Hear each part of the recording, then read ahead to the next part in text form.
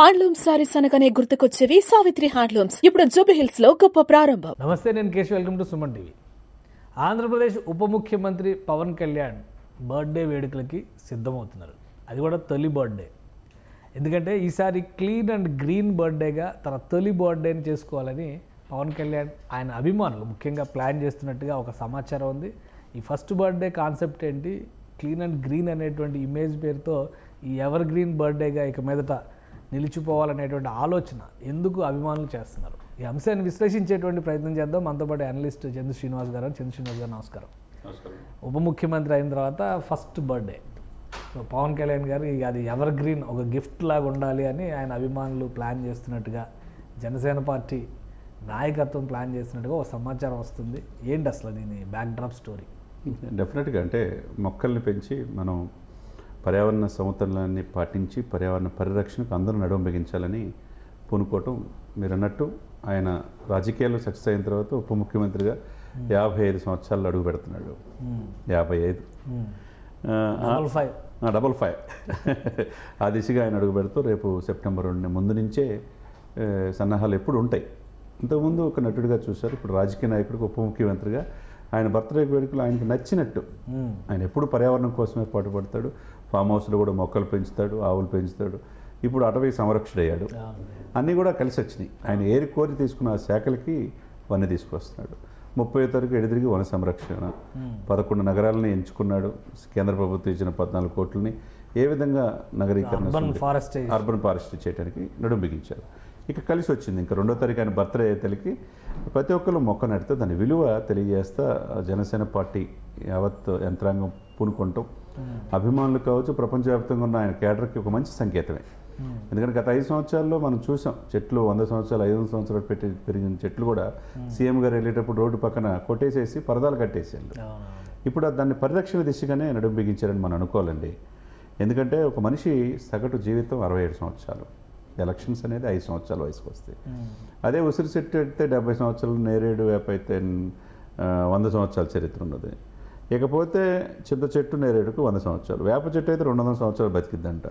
అదే ఆయన చెప్పిన పాయింట్ ఆఫ్ వ్యూ ఏంటంటే 2500 రావి చెట్టు బతికిద్ది.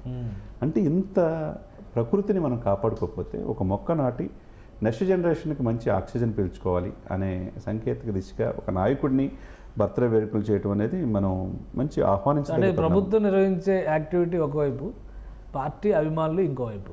సో ఈ విధంగా ఉంటుందా ప్రణాళిక?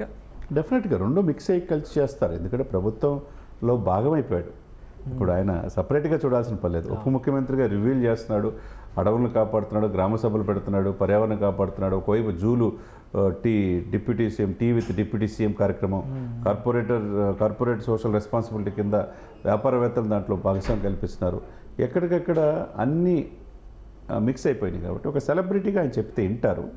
అదేవిధంగా ఆయన చెప్పి ఒక మొక్క పట్టుకుంటే మీరు నాటండి అంటే డెఫినెట్గా యూత్ కదండి. ఆయన వెనక కోట్లాది మంది అభిమానులు ఉన్నారు, ఎక్కువగా యూత్ ఉన్నారు. పార్టీ క్యాడర్కి ఒకవైపు పార్టీకి, అంటే అటు జనసేన కావచ్చు, టీడీపీ కావచ్చు, బీజేపీ కావచ్చు.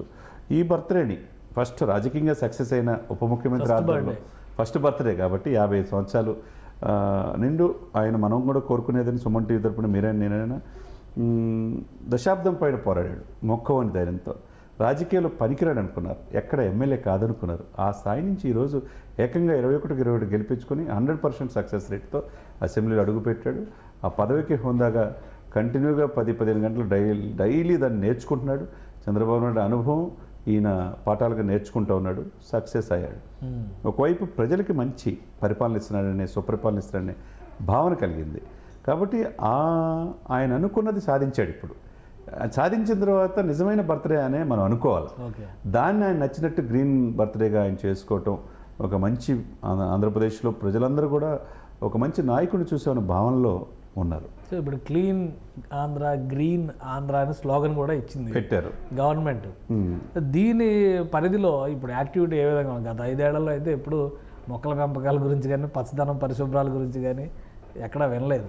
సో ఇప్పుడు మళ్ళీ అది రివైవ్ అవుతుంది అనుకోవచ్చా ఏపీలో ఈ కాన్సెప్ట్? డెఫినెట్గా ఎందుకు అవుద్దంటే అండి, మనం ఉన్న పర్యావరణాన్ని మనం కాపాడుకోవాలా. మనం హైదరాబాద్ పరిస్థితులు చూస్తున్నాం. చెరువులు, నాలాలు, కుంటలు అన్నీ ఆక్రమణకు గురైపోతే ఏమైంది? వరద వస్తే 20 మిల్లీమీటర్ల వర్షానికి కూడా రోడ్లు జలమయమైపోతుంది. కార్లు కాలువల్లో కొట్టుకుపోతుంది. ఇటువంటి సిచ్యువేషన్స్ రాకూడదని రేవంత్ రెడ్డి గారు మంచి బాధ్యత తీసుకుంటున్నాడు. అదే సమయంలో నారాయణ గారు నిన్న స్టేట్మెంట్లోనే పట్టణాభివృద్ధి మున్సిపల్ శాఖ మంత్రి ఆయనే డెఫినెట్గా హైదరాబాద్లో ఏదైతే చేస్తున్నారో హైడ్రా లాగా ఒక వ్యవస్థను ఇక్కడ నిర్మిస్తూ ఉంటున్నారు. అంటే అన్యాక్రాంతం అయిపోయినాయి, చెరువులు ఏంది, ప్రకృతి రమణీయమైన కొండలే కరిగిపోయినాయి, పచ్చదనం అంతరించిపోయింది.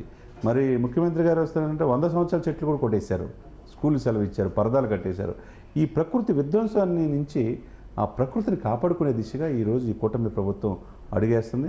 దాంట్లో భాగంగా ఈయన ఉప ముఖ్యమంత్రి గారు తీసుకున్న శాఖ ఏదైతే అటవీ శాఖ ఉందో, అర్బన్ ఫారెస్ట్రీ కావచ్చు, సోషల్ ఫారెస్ట్రీ కావచ్చు, పార్కులు కావచ్చు, ప్రతిదీ కూడా ఒక సిస్టమేటిక్ వేలో అభివృద్ధి. ఇప్పుడు ఈ సెలబ్రేషన్స్ ఏపీలో ఒక చోటనా, తెలంగాణలో ఏంటి? తెలంగాణలో ఎలా? తెలంగాణలో కూడా చేసుకో క్యాడర్ ఉంది కదండి, ఆ పార్టీ ఉంది, ఆ క్యాడర్ ఉంది, ఆయన అభిమానులు ఉన్నారు, సినిమా నటులు, సినిమా దర్శకత్తులు, సాగర్ లాంటి వాళ్ళు ఇక్కడ ఉన్నారు.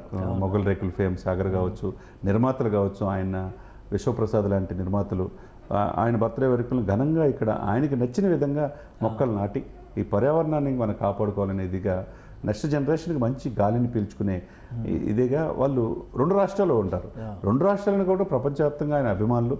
ఒకవైపు నాట్ ఓన్లీ పవన్ కళ్యాణ్ అనే కాకుండా చిరంజీవి గారి మెగా ఫ్యాన్స్ కూడా ఆయన బర్త్డే వేడుకలను ఘనంగా చేయడానికి ముందుంటారు ఇప్పుడు. ఓకే, సో ఈసారి ఒక స్పెషల్ డే కింద ఆయన బర్త్డే మిగిలిపోయేలాగా ఉంటుందనుకోవచ్చా? రాష్ట్ర వ్యాప్తంగా కాకుండా ప్రపంచవ్యాప్తంగా, ఎందుకంటే 55 సంవత్సరాలు దగ్గరికి వచ్చేసాడు. ఒక నిజమైన రాజకీయ నాయకుడిగా ప్రజలకి మంచి స్వచ్ఛమైన పరిపాలన అందిస్తున్నాడు. ఒకవైపు దేశ ప్రధాని మన్ననలు పొందాడు, అదేవిధంగా అన్నను కూడా గర్వపడుతున్నాడు తమ్ముడిని చూసి. ఒకవైపు ఫ్యామిలీని చూసుకుంటాడు, ఒకవైపు ఆంధ్రప్రదేశ్ ప్రజల వాళ్ళ యొక్క జీవిత ప్రమాణాలే నాకు ముఖ్యం అంటున్నాడు, వాళ్ళ కోసం ఏదైనా చేయాలన్నాడు. ఒకవైపు ప్రభుత్వ కార్యకలాపాల్లో పాల్గొంటాడు, అదే సమయంలో వాళ్ళ అన్నగారు ఆశీస్సులు తీసుకోవడానికి కూడా హైదరాబాద్ వస్తాడనేది తెలుస్తుంది ఫ్యామిలీ. ఎందుకంటే ఆయన బర్త్డే ఒక ఉప ముఖ్యమంత్రి అయితే ఫస్ట్ బర్త్డే కాబట్టి ఘనంగా చిరంజీవి గారి దగ్గరుండి సెలబ్రేట్ చేస్తున్నాడు. మళ్ళా ఆ కోరిక ఏదైతే గెలిచిన తర్వాత మోదీ గారిని కలిసిన తర్వాత సాష్టాంగ నమస్కారం చేశాడు చూసారా, ఆ సందర్భం మళ్ళీ చూడాలని ప్రజలు కూడా కోరుకుంటున్నారు. కుటుంబం అంతా ఒక అధికార హోదాలో ఆయన కలిసి ఘనంగా చేస్తారని అనుకుంటున్నారు. ఆ దిశగా ఉండాలని మనం కోరుకుంటున్నాం. రైట్. థ్యాంక్ యూ శ్రీనివాస్ గారు, మీ అభిప్రాయాలు తెలియజేసినందుకు. ఇది పవన్ కళ్యాణ్ ఉప ముఖ్యమంత్రిగా తొలి బర్త్డే చేసుకోబోతున్నారు. దానికోసం అటు జనసేన పార్టీ, ఇటు అభిమానులు, మెగా ఫ్యామిలీ కూడా సర్వసన్నద్ధంగా ఉంది. సెప్టెంబర్ 2వ తేదీన పెద్ద ఎత్తున సెలబ్రేషన్స్ ఉంటాయి. అలానే 30వ తేదీ నుంచే అటవీ శాఖ మంత్రి హోదాలో గ్రీన్ ఆంధ్ర, క్లీన్ ఆంధ్ర నినాదంతో జనసేన పార్టీ ఒక ప్రత్యేక కార్యాచరణని ప్రజల్లోకి తీసుకెళ్లేటువంటి ప్రణాళికను కూడా సిద్ధం చేసుకుందని చంద్ర శ్రీనివాస్ గారు చెప్తున్నారు. ఇది స్పెషల్ డిస్కషన్. Keep watching.